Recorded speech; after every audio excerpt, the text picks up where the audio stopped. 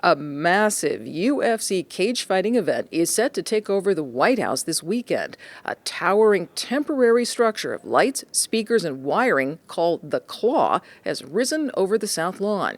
UFC is known for brutality, but Secretary of State Marco Rubio says this is part of America's, quote, soft diplomatic power, calling the UFC the United Nations of fighting, as NPR's Michelle Kellerman reports. In a room full of international diplomats, Secretary Rubio signed a sports diplomacy agreement with Dana White, who heads the Ultimate Fighting Championship. The UFC is staging a fight in a towering octagon on the White House lawn this weekend, and Rubio says world leaders are clamoring to attend. The number of foreign leaders that want to come to this is unbelievable. It's to the point where we may have a diplomatic crisis because it's like, we can't bring everybody. He also got laughs when he said that perhaps the Trump administration will keep the Octagon for weekly fights between people in politics to, quote, settle our scores that way. Michelle Kellerman, NPR News, the State Department. The National Weather Service says there's a 50% chance of rain on Sunday in the Washington, D.C. area.